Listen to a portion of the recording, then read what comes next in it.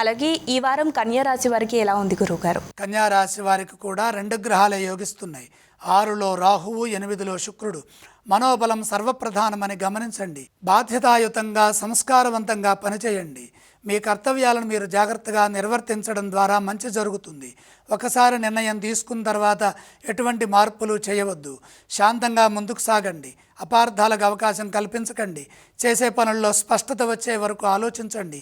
గందరగోళ స్థితిని కలిగించే వారు ఉంటారు. ఎవరి మాటలు మనసుకు తీసుకొని దుఃఖపడరాదు. సమిష్టి కృషి ఫలితాన్ని ఇస్తుందని గమనించండి.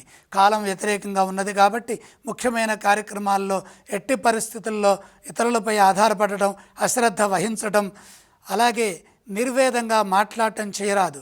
ఎప్పటి పనులు అప్పుడే పూర్తి చేయాలి. ఇతరులపై ఆధారపడకుండా కుటుంబ సభ్యుల సలహాలు తీసుకుంటే మంచి జరుగుతుంది. మీరు పని చేయబోయే ముందు 1-2 సార్లు లోతుగా ఆలోచించండి.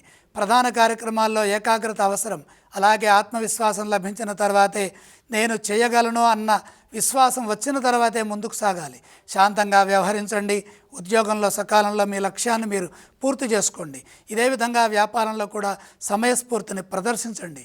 వారం మధ్య భాగంలో ఒక మంచి జరుగుతుంది. ఈ రాశివారు ఏ స్తోత్రం పఠిస్తే బాగుంటుంది? కన్యా రాశి వారు తప్పనిసరిగా నవగ్రహాలని స్మరించాలి. కన్యా రాశి వారు ఏ ఆలయాన్ని సందర్శించాలి? నవగ్రహాలని దర్శించాలి. ఏవేవి దానం చేస్తే బాగుంటుందంటారు గురువుగారు ఈ రాశి వారికి? నవధాన్యం నవగ్రహ పాదాల దగ్గర ఉంచి నమస్కరించండి.